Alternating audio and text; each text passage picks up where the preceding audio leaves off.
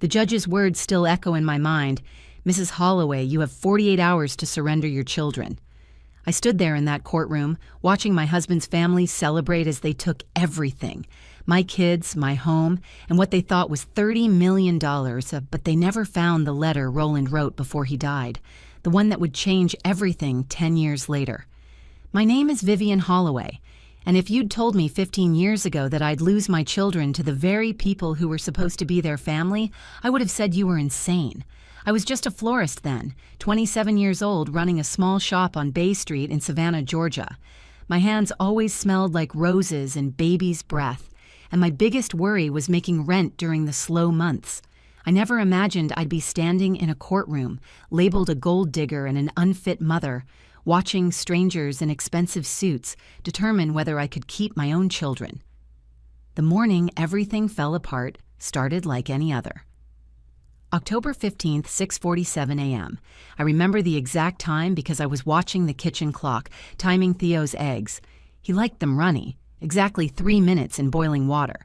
Penelope was at the breakfast table, working on her spelling words.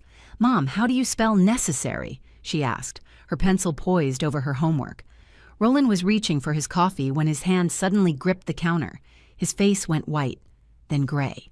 The coffee mug shattered on our kitchen floor, and I can still hear the sound it made, like our whole life breaking into pieces. "Call 911!" I screamed at Penelope while I caught Roland as he fell. His eyes were wide, confused, searching mine for answers I didn't have. Theo ran in from the living room, still in his dinosaur pajamas, asking why Daddy was on the floor. I held Roland's head in my lap, told him I loved him over and over while we waited for the ambulance. His last words weren't profound or poetic. He just squeezed my hand and said, "The greenhouse plans, bottom drawer, for you and the kids." Then he was gone. 35 years old, healthy as far as we knew, dead from a heart attack caused by a genetic condition none of us knew existed. The paramedics worked on him for 20 minutes. They used words like ventricular fibrillation and inherited arrhythmia, medical terms that meant nothing to me then, but would later be twisted in court to suggest I should have known, should have done something, should have forced him to get tested for a condition nobody knew he had. 3 days later, while my children were still asking when Daddy would come home from heaven, my mother-in-law Constance arrived at my door. She didn't come to comfort her grandchildren or support her daughter-in-law. She came with her younger son Sterling and a man in a $1,000 suit who introduced himself as their family attorney. "We need to discuss Roland's estate," Constance said, walking into my living room without invitation. She was 67 then, with perfectly styled silver hair and cold blue eyes that had never once looked at me with warmth. She sat in Roland's favorite chair, the leather one where he read stories to the kids every night, like she was claiming territory. Sterling stood behind her, all 45 years of him radiating the bitterness of a man who'd never lived up to his older brother. Where Roland built a successful business, Sterling had failed at 5 different ventures, each one funded and abandoned by their mother. $30 million in life insurance, he said, not bothering with condolences. That's quite a payout for a 4-year marriage. I was still in shock, still hadn't even picked out clothes for my husband's burial, and they were talking about money. Penelope was upstairs in her room, 8 years old and refusing to eat because Daddy wasn't there to cut her sandwiches into triangles the way she liked. Theo, only 6, had been sleeping in our bed because he was afraid Mommy might disappear too. And these people, Roland's blood family, sat in my living room calculating my worth like I was a line item on a balance sheet. "The children deserve to be raised as Holloways," Constance announced, as if it were already decided.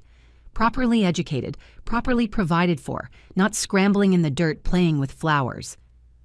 That's when I knew this wasn't about grief or family or even money, really. This was about control, about a woman who'd lost her son and decided she'd take mine as compensation. But I didn't know then how far she would go, how low she would sink, or how much I would lose before the truth finally came out. I met Roland on a Thursday afternoon in April, 3.5 years before he died. He had ordered 3 dozen roses for his hardware store's grand opening, specifically requesting red ones mixed with white. When I arrived with the delivery, he was standing outside Holloway Hardware, directing contractors who were putting up the new sign. He looked nothing like the wealthy businessman he was, worn jeans, a flannel shirt with rolled-up sleeves, and work boots covered in sawdust. "Are you the owner?" I asked, holding the massive arrangement. He turned around, smiled, and said, "I am, and I'm hoping the delivery girl comes with these flowers." "Only if you promise not to be this cheesy every day," I shot back, setting the arrangement on a sawhorse. He laughed, really laughed, not the polite chuckle rich men usually gave service workers. "I'm Roland Holloway, and you just made my grand opening about 10 times better." We were married 8 months later in a tiny ceremony at Forsyth Park. My mother walked me down the aisle, crying happy tears because she thought I'd found my fairy tale. Roland's family sat on his side like they were at a funeral, Constance wearing black as if to make a point. Our life wasn't what people assumed when they heard the Holloway name.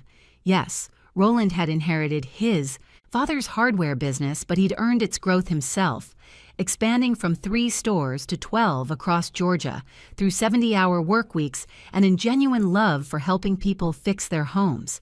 He'd come home with paint under his fingernails and stories about helping customers figure out plumbing problems. I kept my flower shop running because I loved it, not because we needed the money. It was my sanctuary, my creative outlet, my connection to the person I'd been before becoming a Holloway. Our home was a modest 4-bedroom colonial on the outskirts of Savannah, not the mansion people imagined. The backyard was our paradise, though. Roland had built raised garden beds where we grew vegetables with the kids. Penelope would help me arrange bouquets after school, her little fingers learning to strip thorns from roses while she told me about her day. "Mrs. Patterson says I'm artistic like you, Mommy," she'd beam, tucking baby's breath behind her ear. Theo would play with his toy trucks in the corner of the shop, making engine noises and building roads through piles of ribbon. Sunday dinners at Constance's estate were exercises in endurance. She lived in a restored antebellum home with columns and histories she'd recite to anyone who'd listen. "This home has been in the Holloway family for 4 generations," she'd say, usually while looking directly at me, the outsider. She would introduce me at country club events with calculated precision. "This is Roland's current wife, Vivian." Current. As if I were temporary, a placeholder until someone more suitable came along. Sterling never missed a chance to remind me of my place. "Must be nice," he'd say over bourbon, going from selling daisies to driving a Mercedes. The truth was I drove a Toyota Corolla and still clipped coupons from the Sunday paper. Roland and I had a system. We lived on his store manager's salary and saved everything else. The college funds grew every month. The savings account for our dream, a combination garden center and teaching space where kids could learn to grow things, accumulated slowly but steadily. "Why don't we travel more?" friends would ask. "Why isn't Vivian wearing designer clothes?" Roland would squeeze my hand under the table at these questions. We had our reasons. We'd both grown up watching money destroy families. His parents' marriage had been a cold war of financial manipulation. My father had gambled away my college fund. We wanted something different for Penelope and Theo. We wanted them to understand value beyond price tags. The greenhouse plans were our secret project. Every Sunday night after the kids were asleep, we'd spread architectural drawings across the dining room table. "This section for tropical plants," Roland would say, pencil in hand. "And here, a classroom where you can teach kids about photosynthesis." I'd add, "butterfly garden in the center, with a bench where people can sit and just breathe." It was more than a business plan. It was our love letter to the future, to the life we were building together. 6 months before Roland died, he started getting tired more easily, but we blamed it on the stress of opening 2 new stores. "You need to slow down," I told him one night as he dozed off reading to Theo. "I will," he promised, kissing my forehead, "once everything's secure for you and the kids." If I'd known how little time we had left, I would have held him longer that night. I would have memorized the way he smelled like sawdust and coffee, the way he hummed while shaving, the way he always checked on the children before bed, pulling their blankets up to their chins. I would have told him that we already had everything we needed. 3 days after the funeral, before I could even process my grief, Constance arrived with Sterling and a lawyer. It was 9 a.m. and I hadn't slept in 72 hours. Penelope had finally gone to school because her teacher said routine might help, but Theo was home with me. building block towers and knocking them down, over and over, like he was trying to make sense of destruction. "We need to discuss Roland's life insurance," Constance said, sitting in my living room like she owned it. She placed her purse on my coffee table with deliberate precision, right over the ring stains Roland's coffee cups had left. "What about it?" I asked, holding Theo while he played with my hair. $30 million is a lot of money for someone who married into this family just 4 years ago, Sterling said, loosening his tie like we were about to get into something ugly. "We think it's best if Mother manages it for the children." The lawyer, a man named Harrison Blackwood, opened his briefcase with practiced efficiency. "Mrs. Holloway, we're prepared to offer you a generous settlement, $1 million to relocate and start fresh, while Mrs. Constance Holloway assumes guardianship of the children and their inheritance. Get out of my house." My voice was calmer than I felt. "Now, Vivian," Constance said, her tone shifting to something almost sympathetic, "we know you're emotional, but think about what's best for Penelope and Theodore, private schools, trust funds, opportunities you could never provide." That's when they revealed their real plan. Harrison pulled out a manila folder, thick with photographs. "These were taken 2 weeks before your husband's death," he said, sliding them across my coffee table. The pictures showed me having coffee with Daniel, my childhood friend who'd been in town for his mother's surgery. One caught me laughing. Another showed him touching my hand across the table, though what the photo didn't show was him handing me a tissue because I'd been crying about Roland's exhaustion. "Looks intimate," Constance said. "A jury might think you were planning your next life before your husband conveniently died." "Daniel's gay," I said flatly. "He's been with his partner Marcus for 12 years. The photos don't show that," Sterling smirked. "They show a woman getting cozy with another man while her husband worked himself to death." The lawsuit was filed that afternoon. The allegations were surgical in their cruelty. I had married Roland for his money, conducted an affair, and shown negligence that contributed to his death by not insisting he see a cardiologist for symptoms I should have recognized. They wanted the insurance money and custody of my children. "These kids deserve to be raised as Holloways," Constance said, standing to leave, "not by some gold digger who'll spend their inheritance on her next husband." The legal battle that followed was designed to break me. They hired Savannah's most expensive law firm while I scrambled to find anyone willing to take my case against the Holloway family. Constance's investigators followed me everywhere. They photographed me buying wine at the grocery store, then claimed I had a drinking problem. They recorded me crying at Roland's grave and called me emotionally unstable. They interviewed every employee at my flower shop until they found one disgruntled former part-timer who said I seemed distracted in the weeks before Roland died. The court proceedings were a masterclass in character assassination. Constance brought in her country club friends who testified I seemed disconnected from Roland at social events. "She never quite fit in," Mrs. Wellington said on the stand. "Always seemed like she was playing a role." Sterling testified that Roland had confided concerns about our marriage. He told me Vivian was distant, always focused on her little flower shop instead of family responsibilities. Complete lies, but I couldn't prove Roland hadn't said those words in some private moment between brothers. They even brought in a medical expert who suggested that a caring wife would have noticed symptoms of cardiac distress. Fatigue, occasional shortness of breath, these are warning signs any attentive spouse should recognize, he said.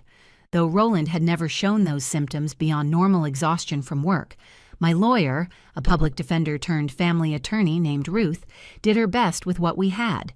Character witnesses from my shop, parents from Penelope's school who knew us as a loving family, the pastor who'd married us. But against the Holloway money and reputation, it felt like bringing flowers to a gunfight. The judge's ruling came down 6 months after Roland's death. While there is no evidence of criminal wrongdoing, he said, the court finds concerns about Mrs. Holloway's fitness as a custodial parent, given her current emotional state and financial instability. I'd lost the flower shop paying legal fees. My savings were gone. The judge ruled I could keep $50,000 of the life insurance for transitional expenses. The rest went into a trust controlled by Constance. Then came the custody decision. The minor children will benefit from the stability and resources the paternal grandmother can provide, the judge declared. Penelope screamed as the social worker took her hand. "Mommy, please, I don't want to go. I'll be good, I promise." Theo didn't understand, kept asking when he could come home, when Mommy would pick him up. Constance stood there, victorious, and whispered as she passed, "They'll thank us one day." I moved to a studio apartment in Atlanta 2 weeks after losing my children. It was above a dry cleaners, and the chemical smell never left my clothes, but it was all I could afford with what remained of the $50,000. The walls were thin enough that I could hear my neighbor's TV through them, always tuned to game shows that reminded me of the life I'd lost, where winning and losing mattered. No one would hire a woman who'd been painted as a black widow in the newspapers. The Savannah Morning News had run my photo with the headline, "Holloway Widow Loses Custody Battle Amid Gold Digger Claims." That article followed me to every job interview. I'd see the recognition dawn in interviewers' eyes, watch them shuffle papers and promise to be in touch with a call that never came. So I took night shifts at a warehouse, loading boxes from 11 p.m. to 7 a.m. Then I'd shower at the YMCA and work breakfast shifts at a diner called Sal's from 8 a.m. to 2 p.m. Every penny beyond basic survival went toward the 2 hours of supervised visitation I got monthly. The supervisor cost $75 per hour, plus gas to Savannah, plus activities the kids wanted to do. Those visits were supposed to maintain our bond, but they became torture. The first visit, Penelope ran to me, nearly knocked me over with her hug. But by the third month, she was different, quieter. She'd learned to look over her shoulder before hugging me, checking if the supervisor was writing something down. "Grandmother says I shouldn't talk about home with you," she told me during our fourth visit. "She says it upsets you." Theo forgot my birthday. When I reminded him gently, he shrugged and said, "Grandmother Constance says we celebrate too many meaningless holidays." The visits happened at a neutral location, a community center with painted concrete walls and fluorescent lights that hummed. We'd play board games while a stranger took notes on our interactions. "Mom seems engaged," she'd write. "Children appear comfortable but reserved." After 2 years, when Penelope said, "Grandmother says you never really loved Daddy, that you just wanted his money," I made the hardest decision of my life. I stopped visiting. Ruth, my lawyer, begged me to reconsider. "You're giving them ammunition," she warned. "They'll say you abandoned them." "They're already gone," I told her. "Constance is poisoning them against me drop by drop. If I stay away, maybe they'll wonder why. Maybe they'll question her story when they're older." Instead, I focused on rebuilding. The diner manager, Sal himself, had taken a liking to me. He was a 70-year-old Greek man who'd lost his own, kids in a custody battle 40 years earlier. "You don't give up," he told me. "You get strong. You get ready for when they come back." He let me use his computer after shifts to take online classes. I studied landscape design, learned CAD software, took business courses. It took 3 years of 16-hour days, but I got my certification. My first job was designing a meditation garden for a women's shelter. They could only pay $500, but the director knew someone who knew someone, and referrals started coming. Within 5 years, I had my own firm, Vivian's Gardens. I hired my first employee, then a second, then a third. We specialized in therapeutic gardens for hospitals, recovery centers, places where people needed beauty to heal. By year 8, I was designing botanical installations for hotels across the Southeast. The Marriott in Charleston, the Hilton in Jacksonville, spaces where thousands of people would walk through something I'd created. I never remarried, never dated. Men asked, of course. A landscape architect named Tom pursued me gently for a year, bringing coffee to my office, offering to review contracts. "You deserve to be happy," he said. But happiness felt like betrayal. Every success, every dollar earned, every garden that bloomed was for one purpose: to be ready when Penelope turned 18, when Theo turned 18, when they could choose for themselves. I sent letters they never received, birthday cards that were returned with address unknown, though I knew exactly where they lived. I kept everything in a storage unit, proof that I never stopped loving them. And I kept Roland's letter from that bottom drawer, the one I'd finally read on the first anniversary of his death. The letter was simple, but devastating. "Vivi, if you're reading this, something's happened to me. The insurance money is a test. Mom and Sterling will come for it. They always believed money was everything. But the real inheritance is in the greenhouse plans. Our children will understand when they're ready. The account in Switzerland has what they really need, not money, but truth. The password is where we first said, I love you. All my love, Roland. The Swiss account contained no money but something more valuable. Documents, recordings, evidence Roland had gathered over years. He'd known his family's nature and prepared for the possibility that they might come after us. But his letter asked me not to use it unless the children were in danger. Let them think they've won, he wrote. Our children need to see who people really are when they think they have power. So I waited. I built. I grew strong, and I prepared for the day my children would need me again. Last month, my phone rang at 2 a.m., unknown number with a Savannah area code. I almost didn't answer, but something made me pick up on the fourth ring. Is this Vivian? The voice was older but unmistakable. Penelope, my daughter, now 18 years old. Mom, it's me. I need help. Theo's in the hospital. I was already out of bed, pulling on clothes with one hand while holding the phone with the other. What happened? Which hospital? Memorial Health. He overdosed at a party. Mom, please come. I don't know what to do. I drove 6 hours without stopping, pushing my Mercedes SUV, the one success had finally afforded me, to 90 on I-16. When I arrived at Memorial Health, I found my children in a waiting room that smelled like disinfectant and despair. Penelope looked nothing like the 8-year-old who'd been taken from me. She was beautiful but exhausted, her clothes expensive but wrinkled like she'd been wearing them for days. Theo was unconscious in the ICU, 16 years old and 40 pounds underweight. Where's Constance? I asked. Penelope laughed bitterly. At home. She said this was our fault for being ungrateful. Sterling told her not to come, that it would look bad for her reputation if people knew. How long has this been going on? The drugs? 2 years. Maybe longer. He started with grandmother's pills from her medicine cabinet. Xanax, OxyContin from her hip surgery. She never noticed, or didn't care. Penelope started crying. I tried to tell her, but she said Holloways don't have drug problems, that I was being dramatic. The doctor appeared with a clipboard and grim expression. He's stable, but he needs immediate rehabilitation. I recommend Willowbrook. It's the best facility in Georgia, but it requires a $50,000 deposit up front. Grandmother says we can't afford it, Penelope said quietly. She says the money's all tied up in investments. I pulled out my phone and transferred the money immediately. He starts as soon as he's medically cleared. The doctor nodded and left. Penelope stared at me. How did you have that money? I've been working, sweetheart. Every day for 10 years, waiting for when you'd need me. Word traveled fast. Constance called within hours, screaming through the phone. How dare you interfere? Where did you get that money? You probably stole it. From working, Constance, something your family never understood. She arrived at my office the next day. I now owned a building in Atlanta's Buckhead district, with Holloway Gardens etched in glass on the door.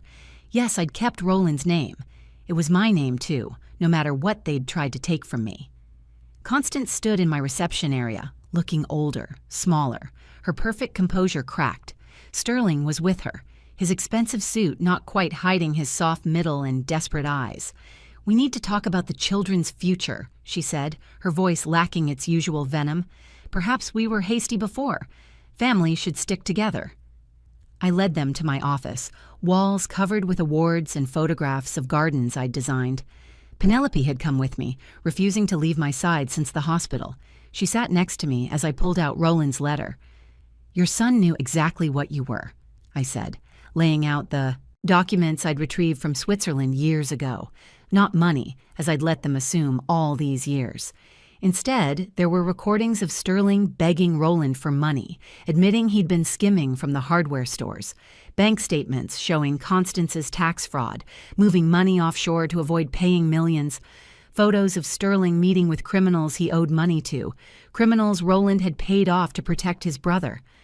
Roland kept all of this to protect you, I continued. He loved you despite knowing what you were. But he also knew you'd come after his family if something happened to him.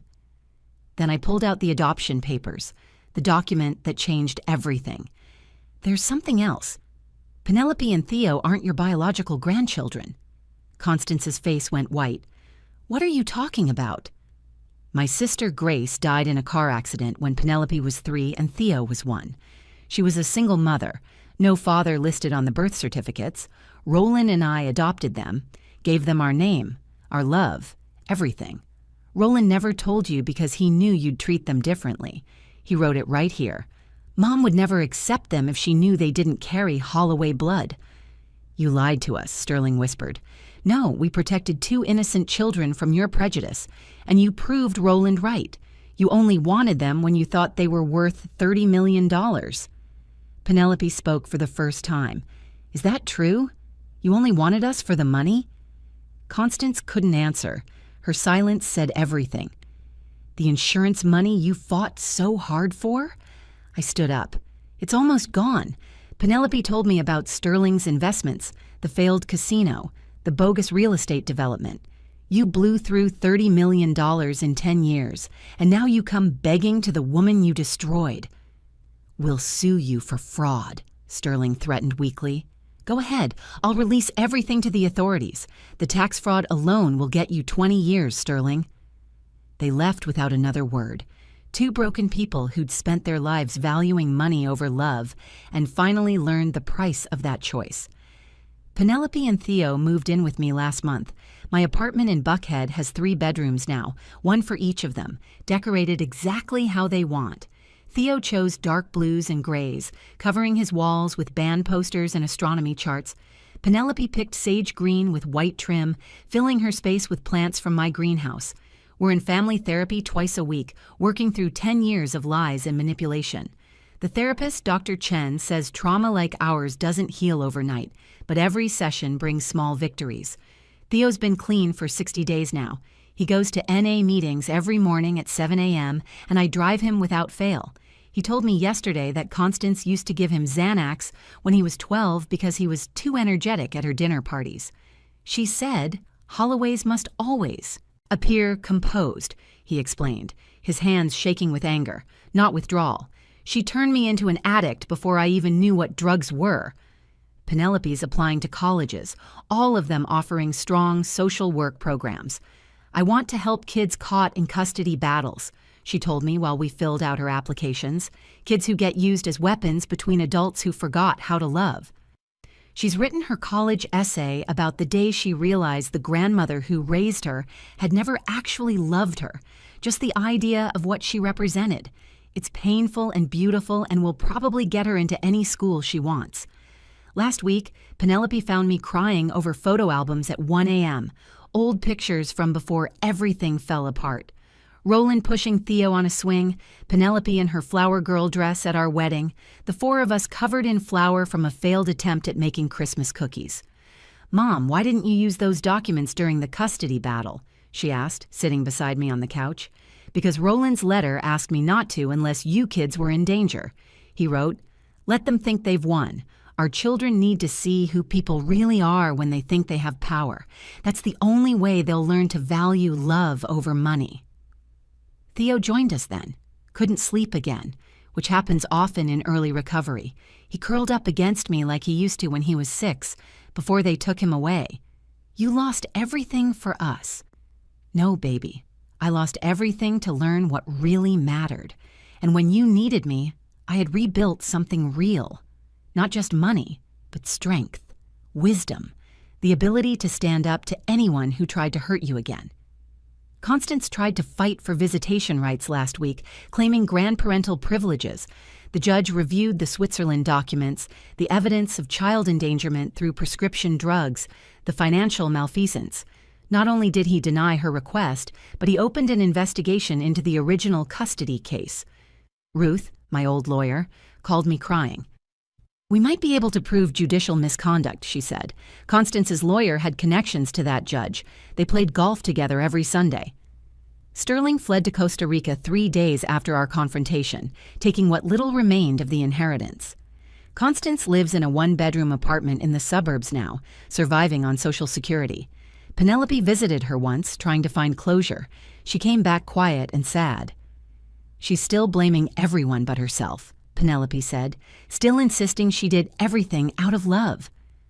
We're opening that gardening center next spring, the one Roland and I dreamed about all those years ago. Holloway Gardens, but not for the family that tried to destroy us. For the man who loved us enough to protect us even after death. For the children who survived manipulation and found their way back to truth. The greenhouse plans were exactly where Roland said they'd be. But they contained more than architectural drawings. Each page had handwritten notes in the margins. For Penelope, remember that beautiful things grow in difficult soil. For Theo, the strongest roots grow in the dark before reaching light. For my Vivi, some flowers bloom after the hardest winters. The grand opening is set for April 15th, exactly 15 years after I first met Roland. We're building a meditation garden in the center, with a bench bearing a simple plaque. In memory of Roland Holloway, who knew that love grows better than money. Theo designed the children's section where kids from the recovery center can learn to grow vegetables. Penelope's creating an internship program for teenagers aging out of foster care, teaching them landscaping skills they can use to build careers. I'm teaching classes on therapeutic gardening for people rebuilding their lives, the way gardens helped me rebuild mine. Sometimes, the greatest inheritance isn't what someone leaves you, it's what they teach you about surviving without it. Roland knew his family would show their true selves when money was involved. He knew I'd grow stronger in the fight. Most importantly, he knew our children would eventually see the difference between hollow wealth and real love. We're all blooming now, finally, in our own season. Not because of the money we have or don't have, but because we chose each other when it mattered most. That's the real inheritance Roland left us. The knowledge that love isn't about blood or money or names on legal documents. It's about showing up at 2 a.m. when someone needs you, rebuilding your life for a possibility, and never giving up on the people who matter, even when they're taken from you. Thank you for listening to my story. If it touched you, please like this video and share it with someone who needs to hear that rebuilding is possible. Leave a comment below about your own experience with family, inheritance, or starting over. And don't forget to subscribe to the channel for more powerful stories of resilience and redemption.